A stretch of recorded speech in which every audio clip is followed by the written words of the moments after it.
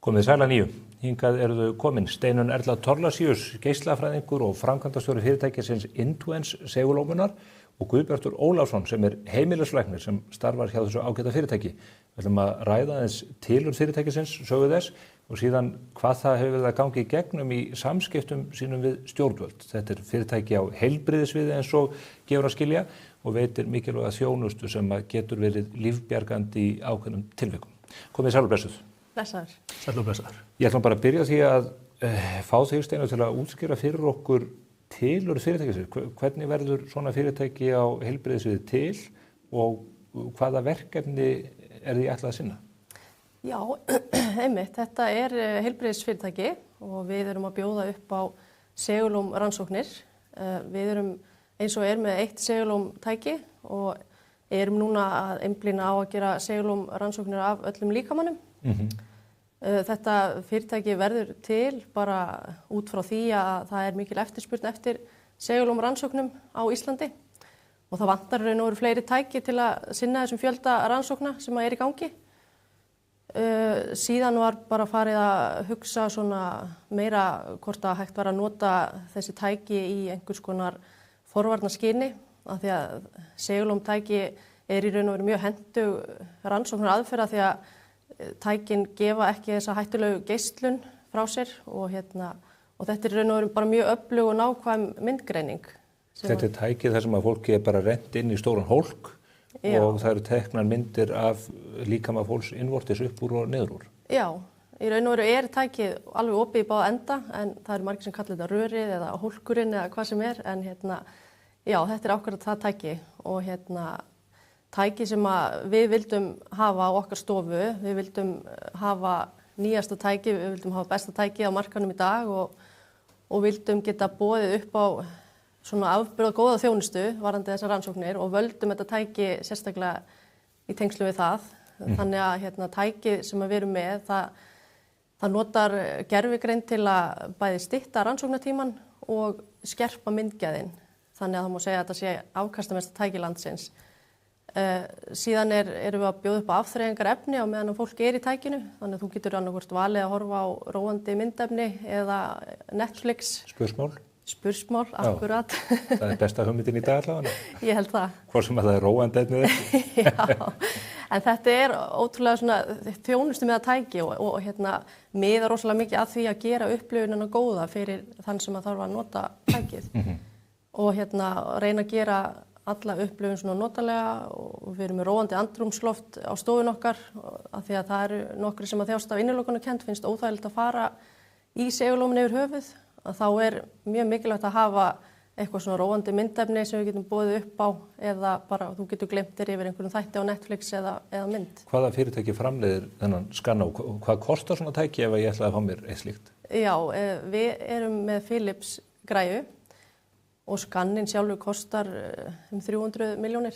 Já, þannig að þetta risa búnaður mjög flókin náttúrulega. Já, þetta mjög flókin búnaður af því að þú þarft í rauninni að það ekki bara tæki sjálft sem þú getur keypt, heldur þarftu að útbúa stofuna sérstaklega fyrir segulómtæki af því að þú þarft að einangra allt herbyggið, þú þarft að hljóð einangra rýmið utanum skannan sjálfan af því að það mikill hávaði í tækinu. Og það svona ýmislegt sem að þú þarft að gera. Þú ert að kaupa rosalega svona kælibúnað fyrir tæki sjálft. Af því að tæki í raun og veru alltaf í gangi. Við slökkum aldrei á því. Og það bara sérstök svona heliumpumpa sem að heldur tækinu köldu, kælir það og slíkt. Þannig að þetta risa fjárfesting að leggja af stað í þetta verkefni. Þetta ekki eins og Canon prentari. Nei.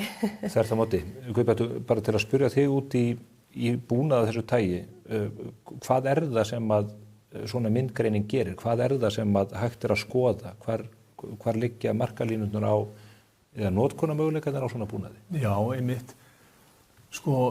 Segulómun svona hvað nákvæmasta tækið hreinlega til þess eða aðferðin til þess að skoða líkamann að rosalega mörgu leyti.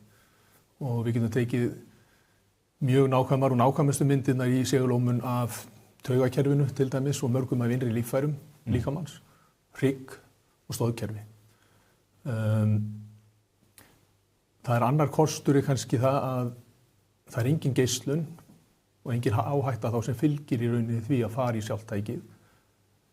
Meðan að til dæmis röntgen eða tölvusneiðmynd sem bæði ódýrari og miklu hraðvirkari leið til að greina, að þá ertu með geislun sem skaðleg.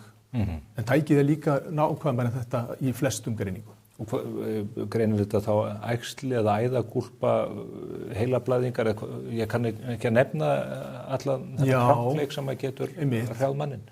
Sko, við getum skipt kannski 4 hópa, einstaklingunum sem koma til okkar, varðandi svona greiningar. Fyrsti hópurinn, kannski sá hópur sem hreinlega greinist með bara ekkert sem hefur í rauninni læknisfræðilega þýðingu eða alvarlegt á neinn hátt.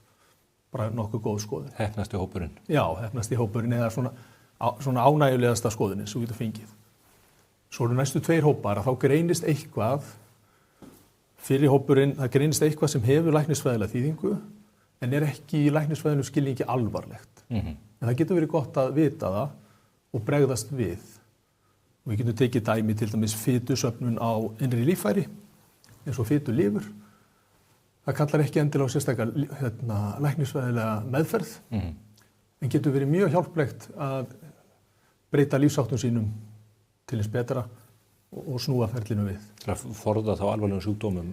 Já, forða því að ástandi versni og að það sem við köllum efnaskiptasjúkdómar fara að gera vart við sig, sem gætu hugsanlega verið líka reyndar byrjað, sko. Og tengist á blóðþrýstingi og fleiru. En hópur 3, það er kannski sá hópur þar sem að hefur óvissa þýðingu. Og þá greinum við eitthvað sem er að öllum líkindum ekki vandamál, en gæti verið vandamál. Þetta er svona sá hópur sem er mikilvægast að taka góðar ákvarðanir og setja í réttan farveg og mikilvægt hreinlega að útskýra og hugreista líka þarna. Svo er síðasti hópur þar sem við greinum hreinlega eitthvað sem er bara mjög alvarlegt. Og það kallar á inngrip? Ef hægt er. Já, það kallar yfirleitt þá á inngrip. Yfirleitt alltaf. Áður en við förum kannski aðeins meira út í þessa þætti, þá langar mér stundum til að spyrja því að fólk heyrir segulómun, en fólk kannski áttar sig ekki á því hvernig markaður þetta virkar.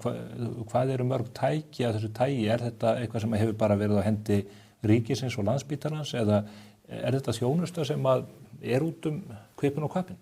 Sko, þetta er þjónusta sem er til staðar á Landspítala en síðan eru enga fyrirtæki sem hafa verið að þjónusta þessar rannsóknir og þau eru 3, cirka. Já, ég held að séu 3. Áður en komað ykkur? Já, áður en koma okkur. Og hver er skiptingin þarna á milli? Eru þá tækin á Landspítalanum að sinna fólki sem liggur þar inni, eða af hverju eru menn með þetta skipt á milli hins opinbera og einkamarkaðar? Já, það er náttúrulega fyrst og fremst, sko, Landspítalinn á að þjónusta alla sem eru inniliggjandi á spítalanum, fyrst og fremst. En svo eru líka einstaklingar sem eru í einhvers konar eftirliti á spítalanum, sem að spítalinn hefur þá verið að þjónusta. Og einnig eru fólk sem bara á tímabókun á spítalanum, sem að fer þá í segulómrannsóknir, og það er kannski hægt að nefna í því samhengi brjóstarannsóknir. Þá eru konur bara að koma heiman frá sér í segulómrannsóknir.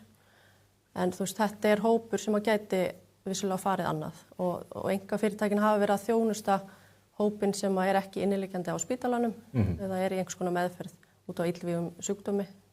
Þannig að vísun frá lækni getur leitt til þess að þú farir í tækiðin á Landspítala eða hjá einhverjum þessum fyrirtækjum? Já, í rauninni áttu að ráða því sem þjónustu þegi, þá áttu að ráða því hvert þú ferð að nýta þér þessa þjónustu.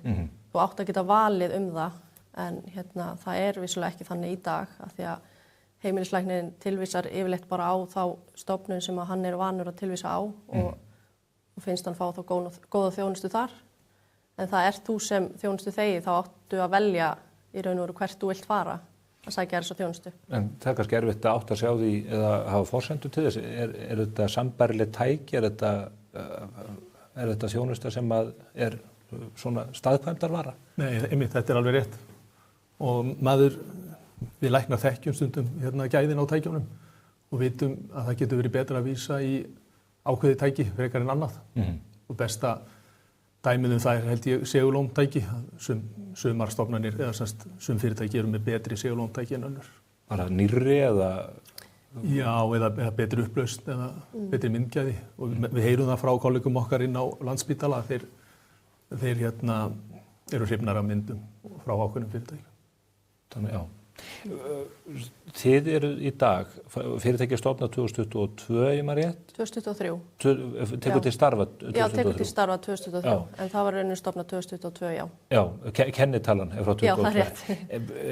Þið eruð í dag aðeins að veita þá þessa heilskönnun sem að fólk kemur bara og borgar fyrir, tekur bara ákvörðun í raun sjálft að gera. Það er engin greiðsluþátttaka ríkisins, það er bara sjálfstæð ákvörðun hjá fólki að láta mynda sig til að athuga hvort að það bjáti eitthvað á. Já. Það er þjónustan í dag. Það er þjónustan í dag, en við, já, það er þjónustan í dag. Hvað kostar að láta mynda sig með þessum hætti? Það kostar 300.000 krónur. Hvað felst í því? Það er myndatakan og þá greining hjá læknum? Já. Já, það er raun og veru ferðlegir þannig að fólk kemur í myndatökuna, hún tekur 45 mínútur til 55 mínútur. Síðan færða niðurstöðnar sendar í kjölfarið til sín, bara með örgum hætti, og í kjölfarið að þá er það okkar læknar sem að hringja í fólk og fer yfir alla skýrsluna, hvað þetta þýðir fyrir viðkomandi, aðstofa við að koma því í ferli ef það þarf að koma því í ferli, og er þá í samskiptum við aðra aðila sem að geta tekið á móti okkar skjólstæðingum ef þeir þurfa að fara í einhvers konar ferli.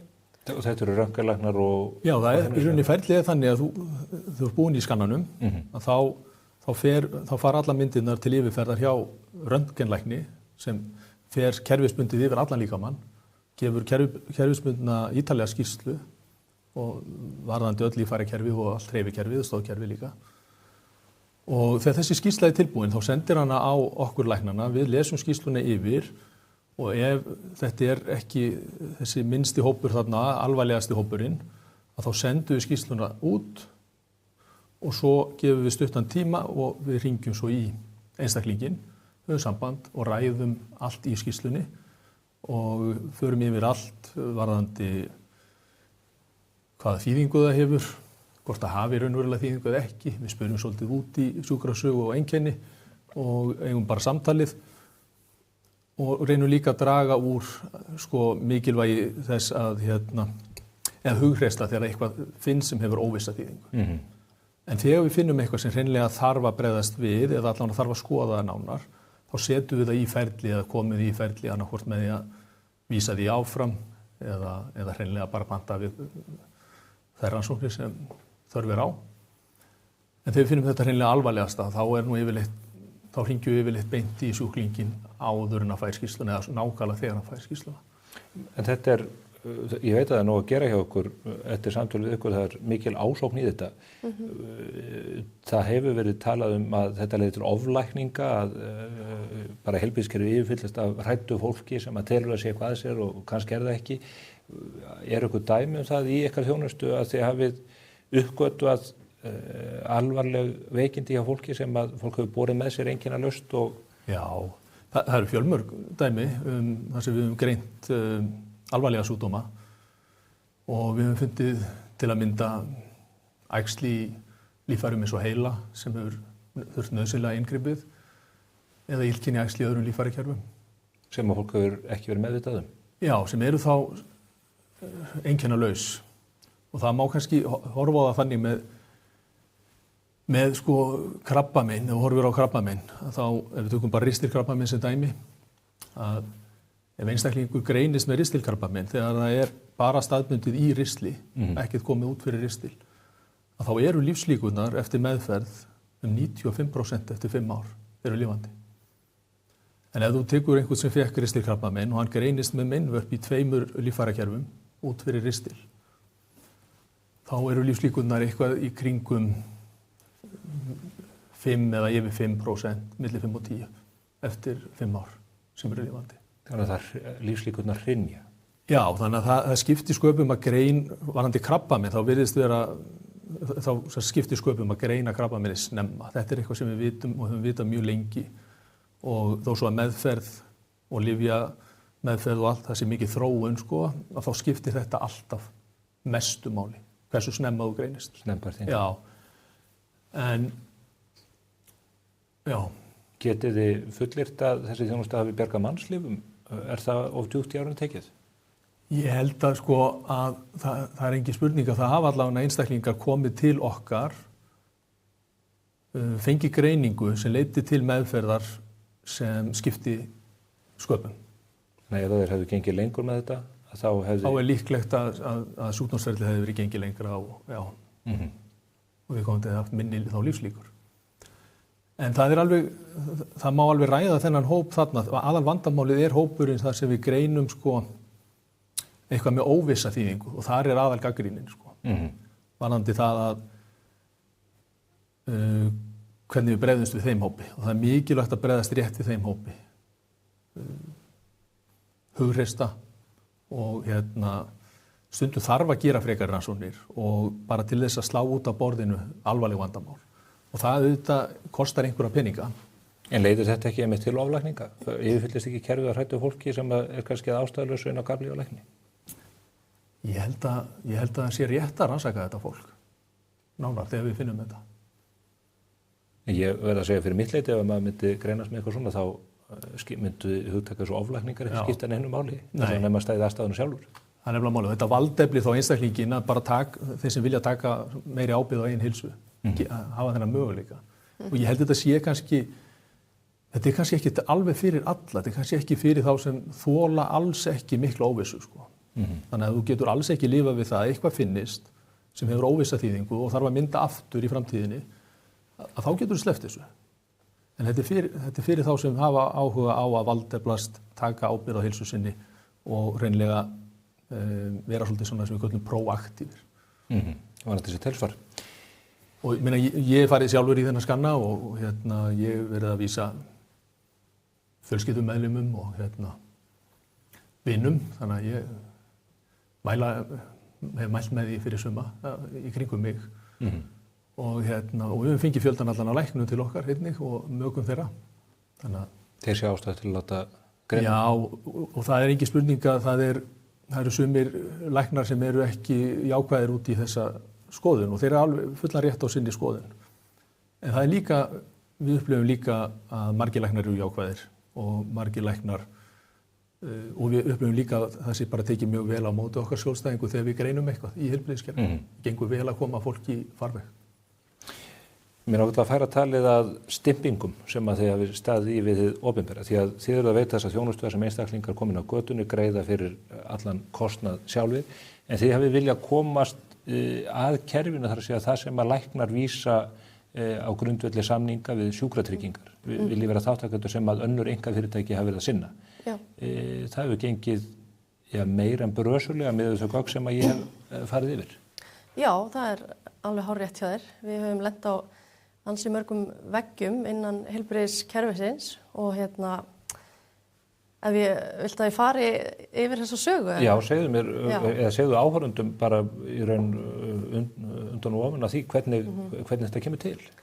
Þetta kemur náttúrulega til af því að við sóttum þarna að ganga inn í sömu samninga og þessi 3 myndgreiningafyrirtæki eru með við Sjúkratryggingar Íslands á sínum tíma og þau gáfu okkur svona cirka 6 mánuði til að svara nei við því, vildu ekki veita okkur þessa samninga og ein af þessum ástæðum var svo að þau sjúkratryggingar töldu sjálf ekki vera eftirspurn eftir segulómum rannsóknum á Íslandi í dag sem náttúrulega bara ekki rétt og þannig að við fórum eitthvað að skoða nánar þessa samninga sem eru í gangi við hinn myndgreiningafyrirtækin og komumst bara að því að þetta virtist vera kolólöglegir samningar og eru búin að vera það í meira en 20 ár.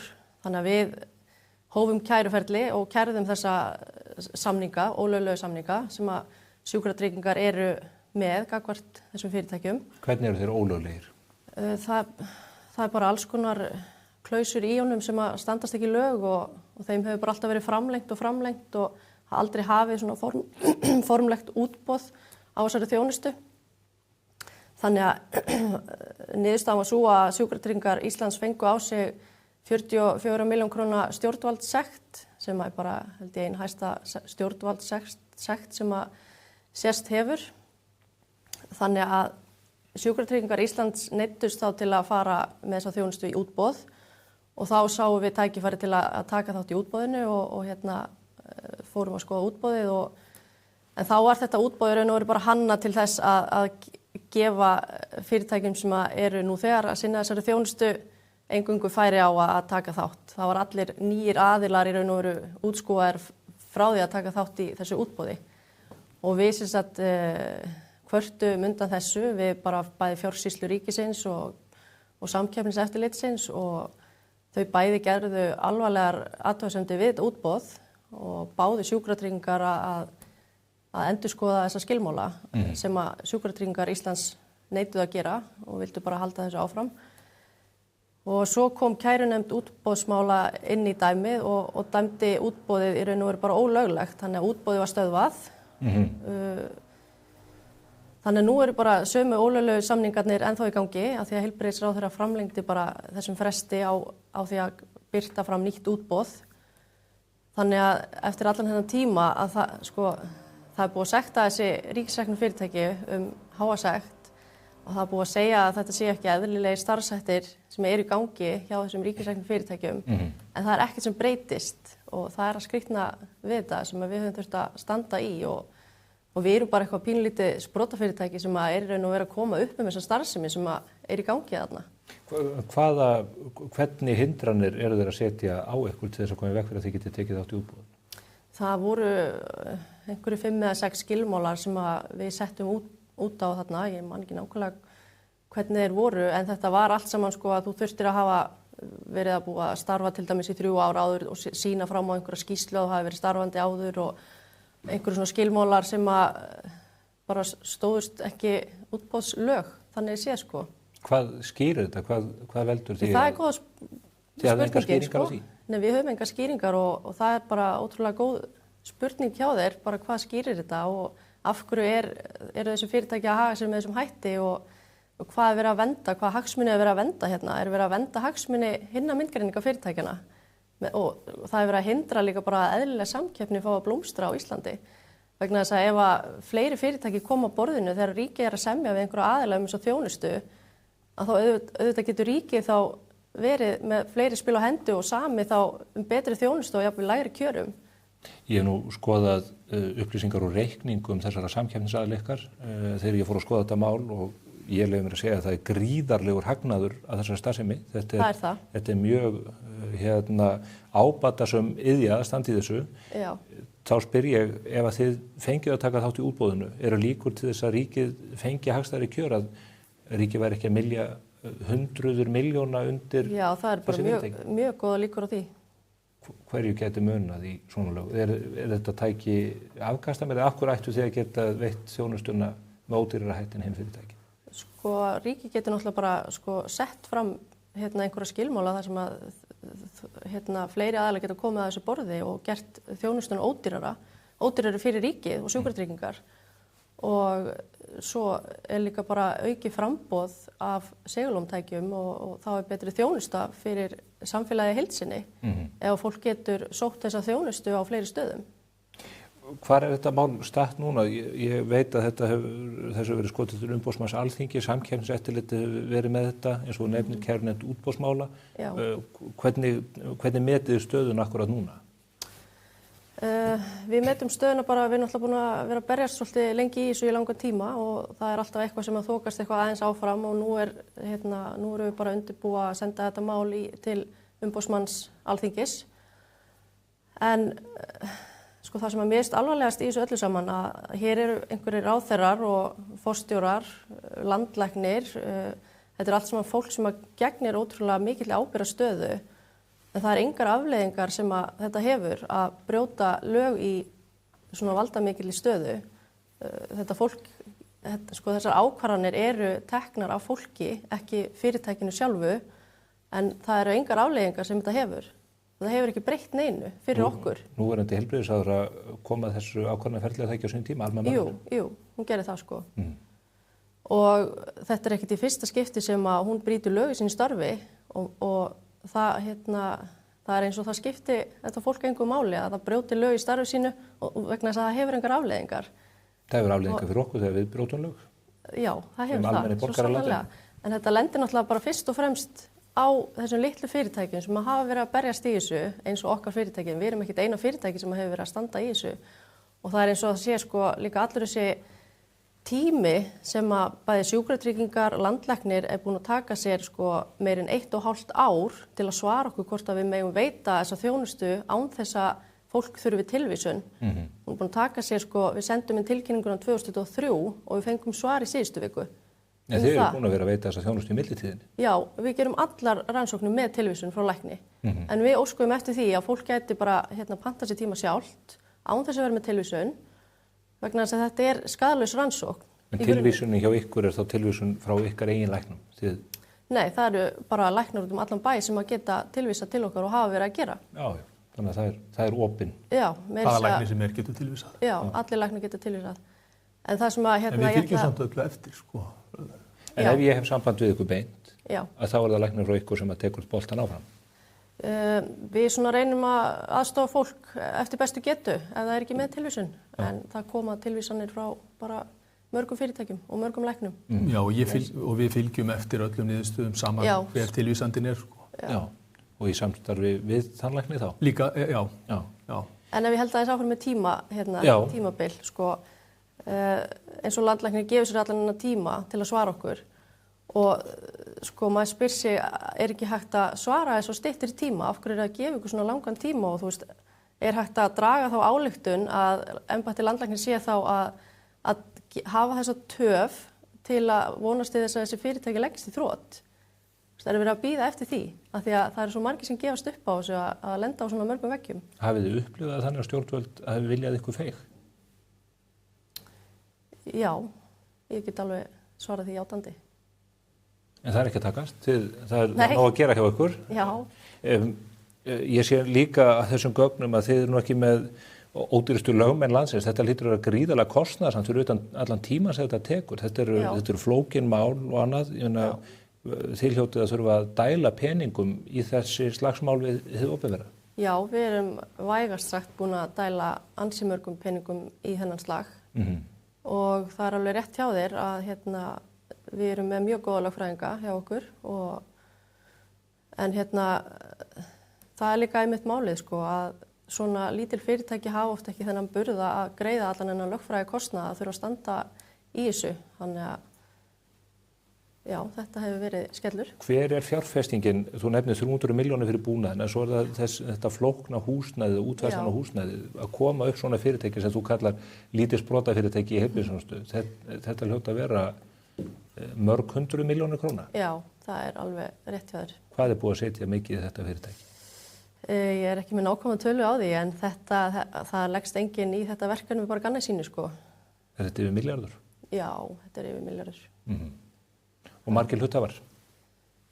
Nei, við erum 6 eigendur. Og komið þessu, já. Hver er framtíð? Segjum sér svo að þið náið samningi við sjúkratryggingar loksins, sem vil ekki semja við ykkur, eða neytið til þess. Hvað gerist næst? Er þetta þjónusta sem þið getið útvíkkað, komið með fleiri tæki? Hver er svona framtíðin í þessu? Hvað er að gerast út í heimi þessu sem við ættum að hafa augun á? Já, góð spurning. Já, við myndum náttúrulega vilja bjóða upp áfram þessa skoðun, þessa heilskoðun. En við höfum alveg velt fyrir okkur að bjóða upp á eins og Steinunn talaði að taka þátt eða ekki bara hreinlega í taka þess að einhvern hluta af sjúkratryggingum, partaskoðanir, skoða eitthvað ákveðið svæði eða hreinlega bara taka almennt bara öll svæði. Það geta verið hníf og brjóst og axlar og hvað? Já, heili, hvað sem er og það getur verið eftir einkennum eða sem hluta af einhverju öðru ferli.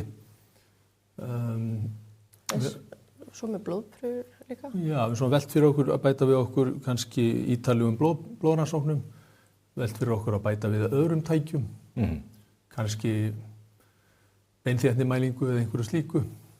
Þannig að það er svona ýmislegt í kortunum, en akkurat núna þá kannski eru við, held ég að við séum svolítið bara þarna akkurat núna, en það er, en sýnin eru þetta að reyna að bjóða upp á einhvers konar heildræna stærri nálgun, sko. Og þá í samkeppni við hinn fyrirtækin sem Malagull? Sko, við hugsum þetta eiginlega svona kannski rannsóknir meira í forvarnarskyni ákvörð á þeim stað sem við erum núna. Og við höfum ekki verið að sækjast eftir því að sjúkratryggingar niðurgreiði endilega heilskoðun, af því það hefur alveg sýnt sig að það er ekkert endilega það sem að borga sig fyrir ríkið að niðurgreiða þessar rannsóknir. En fólk er búið til að borga fyrir þetta sjálf. Já, og þetta snýst náttúrulega bara fyrst og fremst það að hafa val og frelsi til að geta fjárfest í þessari rannsókn fyrir einstaklinga sem að hafa áhuga á því. Þetta er svona svipað verð og dýra iPhone. Já. Að láta tékka á sér. Einmitt. Ég óska ykkur góðs gengis í þessu. Ég held að það sé ástæða til. Ég er í viðræðum við aðstoðarmenn heilbrigðisráðherra að fá hana hér til að ræða ýmis mál í heilbrigðiskerfinu, en það verður forvitnilegt að fara yfir þetta mál með henni. Mögulega líka forstjóra sjúkratrygginga. En Guðbjartur og Steinunn, þakka ykkur kærlega fyrir komuna. Takk sem Takk fyrir af okkur. Og gleðilega páska. Gleðilega páska. Gleðilega páska. Þá er ekki meira á vettvangi spursmála þennan